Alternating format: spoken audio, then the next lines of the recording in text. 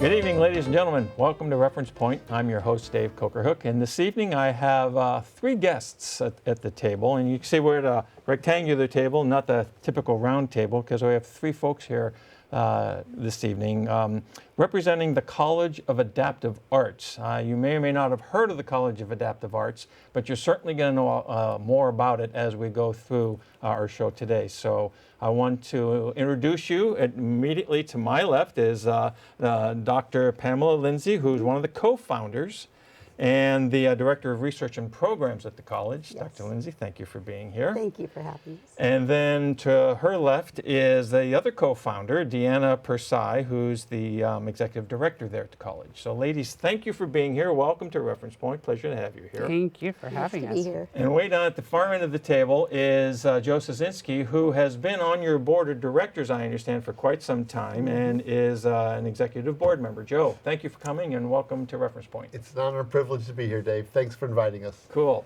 So let's start out with a little bit of what exactly is the College of Adaptive Arts, because until I know Joe from something other than from the college, and he mentioned it to me, and I said, well, what is that? I never heard of it. Okay, so what is, what is the College of Adaptive Arts?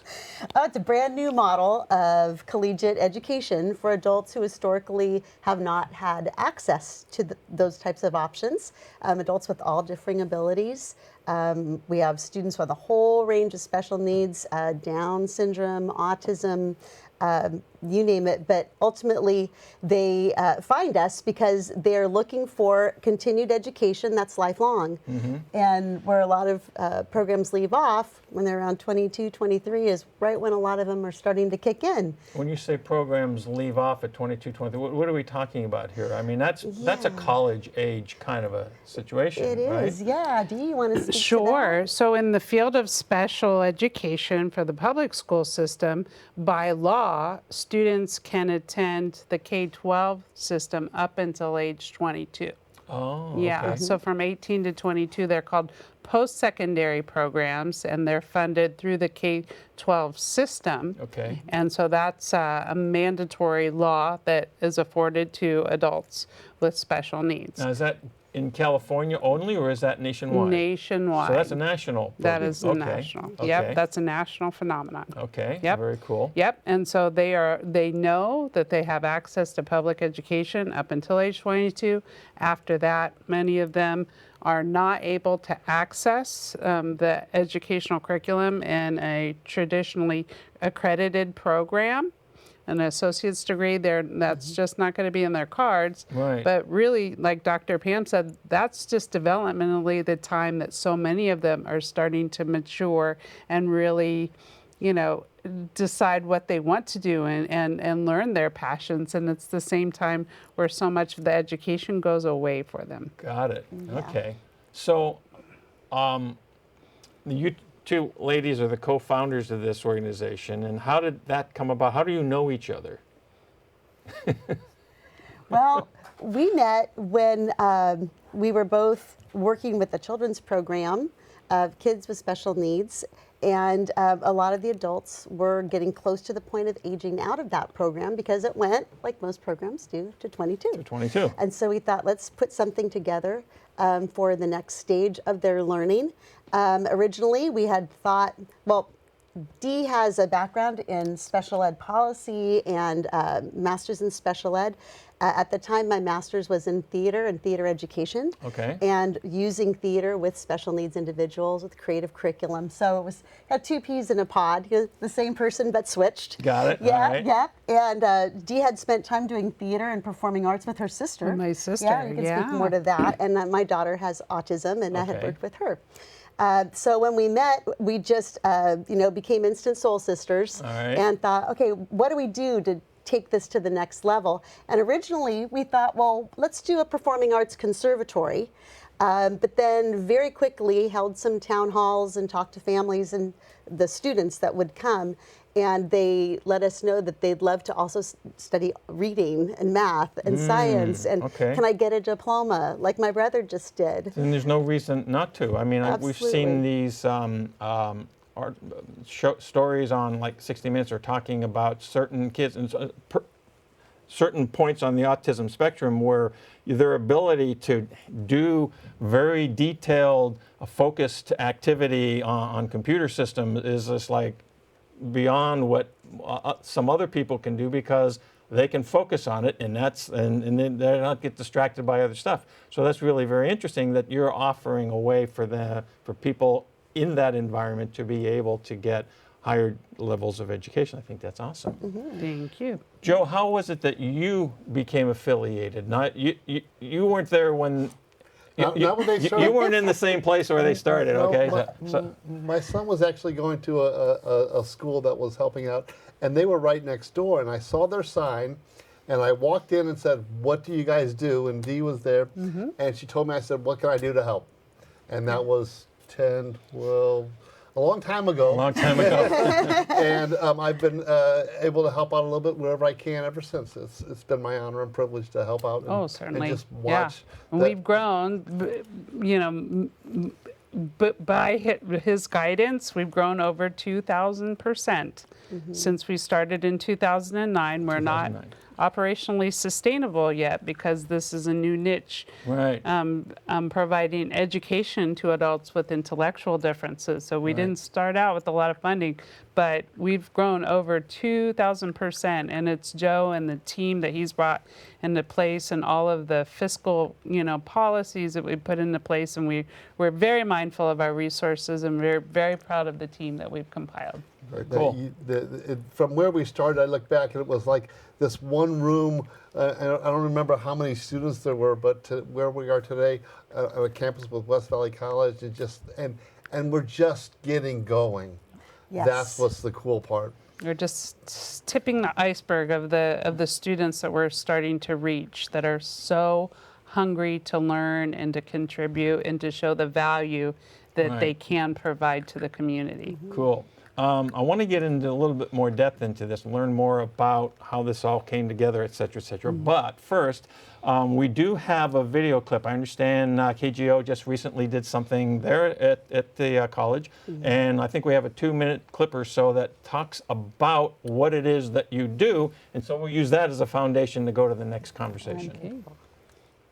An estimated 1 in 4 Americans has a disability. While we think of learning as being a lifelong process, that opportunity is not widely available for those individuals, except here in the Bay Area. ABC 7 News reporter David Louie shows us a unique program that designs college classes specifically for them.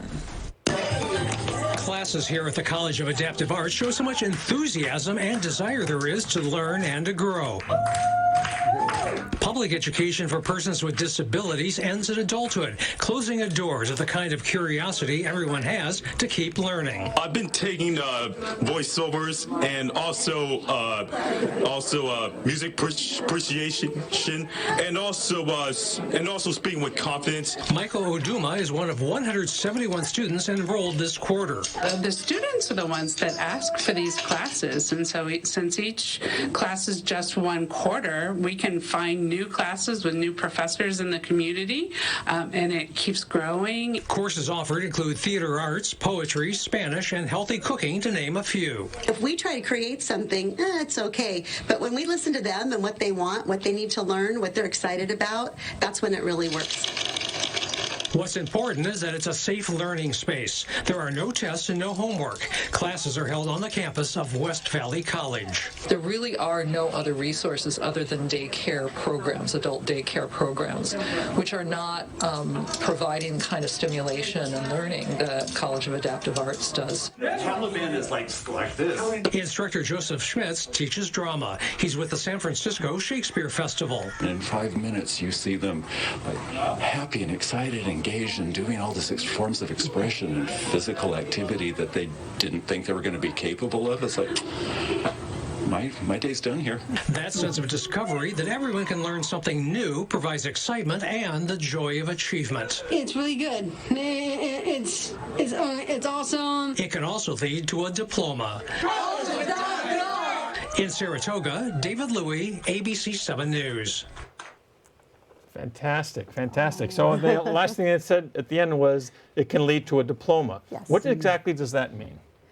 Well, we have our own method of crediting for classes. It mirrors a typical accreditation process, but the difference is what those credits are based in, which are the goals of our students, how they learn. It's really hours of experience with and exposure to concepts. And each class is 3 credits, and in 60 credits, they get their undergraduate diploma. And then they can move to graduate studies. But the beauty is that they can be a graduate student and just start where they left off. Right. They don't have to hit a certain bar. They don't even have to access their reading skills yet. Wow. But there are things that, you know, they're going to be excited about, love, and really, you know, find their wheelhouse in, right? And so those are the things that are going to really drive them to continue to expand their learning. Got it. Now, Yeah. Dr. Lindsay, I know you mentioned at the beginning earlier that you were thinking about more of performing arts kind of stuff, dance and theater or whatever as part of it. But it seems to have expanded into... It sure has, and Deanna, it's you're still going, expanding. whoa. Yeah, you can tell the story when we started. And Yeah, when we started, one of our students said, "Hey, Professor D, how about we do a golf team?"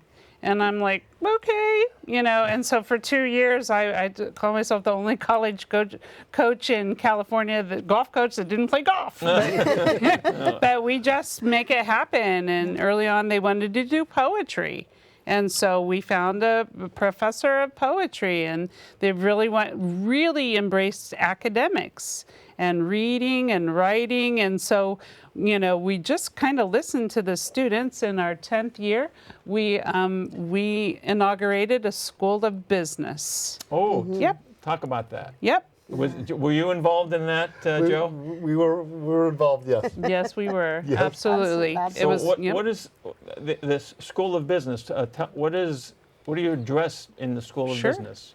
It's resume writing, and it's interviewing skills, and it's the soft skills and the confidence, and, you know, how you present yourself. And we're building a pipeline, so we've actually started to hire our students to be professors at our college. Oh, wonderful. Absolutely, and they're doing a beautiful job. And so we're building a pipeline of students that are so employable under the right conditions with the right support and in areas that they want to be. So a lot of the traditional vocational options for them are more probably the menial labor where they're, you know, pushing shopping carts or they're Right. picking up trash. They get to be associate professors in sign language. Oh, wow. Okay. Yeah, and so they have so much pride, and they take their work so seriously, and it really is aligned more with their passions and interests. So where are your, how do I want to ask this question? How far from Saratoga do your students commute? That is a great question, particularly coming out of the phase we've just been in, because we're also online. Okay. And so we have a large group of students in this, you know, Bay Area that do come into classes, but some also have attended classes online previously. Were they all? And- Did you always have an online course Since about program? 2016. We got a okay. grant from Pre-COVID. pre-COVID. We got a distance learning grant from the Adobe Foundation. So we got the learning stations, and we got these suitable technology robots. Oh, okay. We called them Skype on wheels. Oh, yeah. And the students from home could push a button and move around the site and when robots. And so, Oh, wow. Yep, we've had that since 2016. And do their blocking for the play Oh, and how costume the cool. robot. Yep. Yeah, it's about Totally. this tall with their face right on there, and yep. It Oh, was that's just good. Awesome. fantastic. So during COVID, we actually didn't miss a day of instruction because we already were on Zoom. So we just went ahead and front-loaded the families before March 17th, 2020. Sure. And that very day, we were Just on Zoom. rolled in. Rolled Yep, in. it was the last week of the quarter, and we just Were said, let's all do of it. your students able to do that? Able to manage Not all. via the Yeah. remote? Yeah. So we lost about 7% that were not able to negotiate technology. Right. And we're really excited. We're in hybrid now, and we're really coming back in full force the spring quarter. And they're the first ones that we've reached out to that said we're back in person. We're back. Yeah. Come on in. Yes, Back to- we're back. But cool. conversely, we've gained 20% more. Because you were able to do it online. Online. So Oh, that's geographically, we're across states. So we're in Florida and Hawaii and Washington and Texas. So your students are, you're saying your students are everywhere? Now, Yep. are there similar programs in Florida and Washington and other?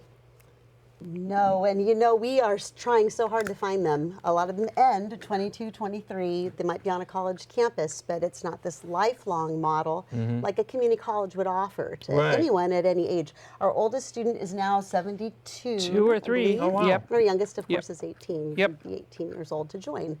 But yeah, they found us while we were online during COVID because they were looking for programs.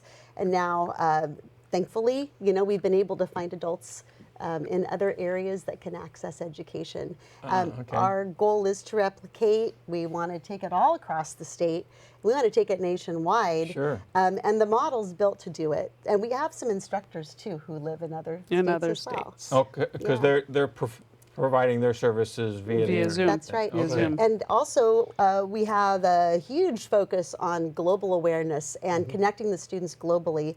We have a film festival that's international, that's been online, and been able to tie those international filmmakers in with our filmmakers, films by, for, and about individuals with differing abilities. Oh, interesting. And other ways, too, where we really seek to try to connect the students globally and then also get their work out globally and start conversations and just broaden horizons.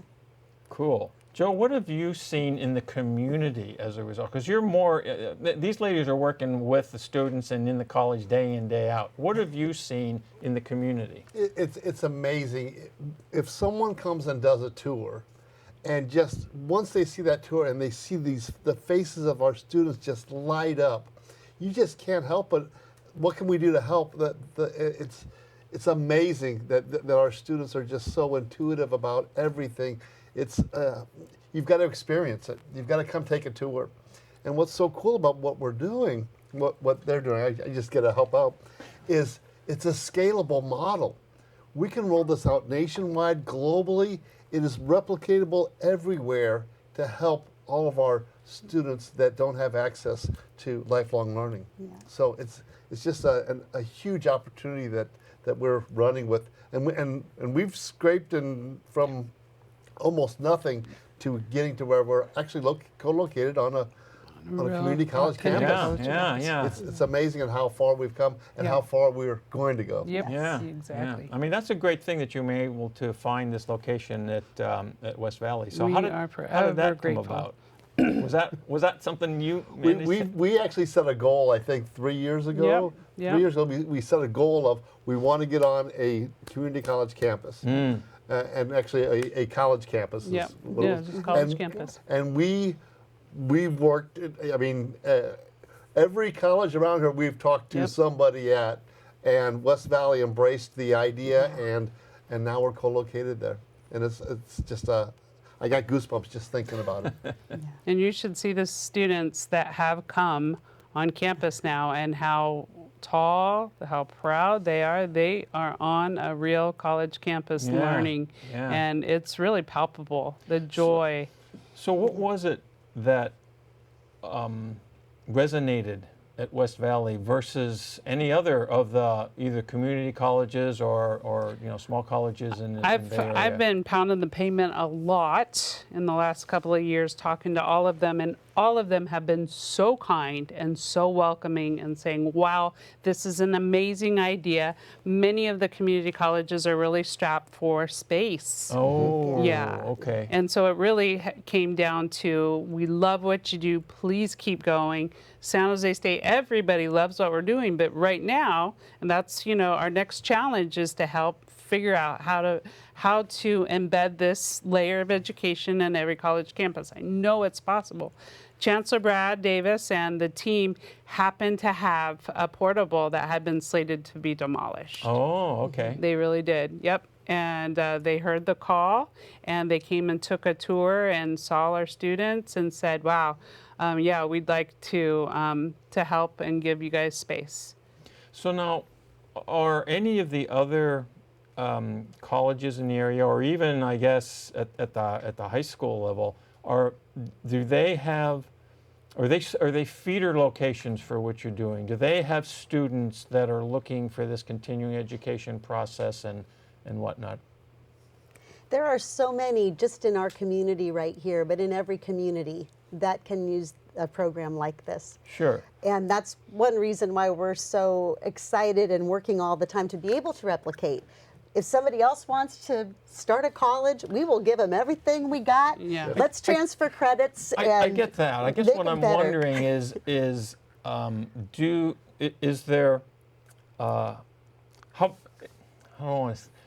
do they know about? Do they know enough about you so that we have somebody that has talked to us or come to our campus that for whom we do not have a program, go see the folks at CAA? So that's a challenge of ours because when we go to the post-secondary programs, we meet the students, but it's been much more beneficial when we get the students with the care providers or their direct decision makers along. So, we can talk to the students, but then for the message to get back, that's been our challenge.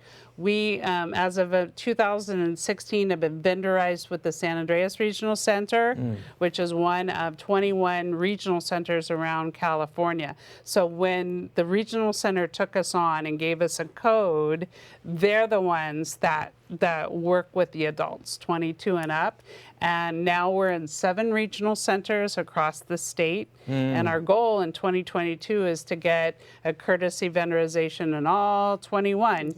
And that's really how the word has gotten out. So what, if I'm understanding correctly, what that means, that you have a vendorized relationship with that location, that means that they're the hub. They're where the people are, the need is. And so they know who the who's are. Yes. And they're in a position to then say, there's an opportunity for you at the College of Adaptive Arts up here, and you can do it either in person or online. Yep. That's right. Got it. Okay. Right. And Javier Zaldivar, when he came in as the executive director, because we had actually been declined twice because we're not a day program, and that was the only code, the only box. Oh. That was the only box. There is no box for education for adults with intellectual differences. And so we were declined twice. So for our first 7 years, we were fully private pay. Whoa. Fully private pay. And so the leadership changed, and Javier Zaldivar really saw the vision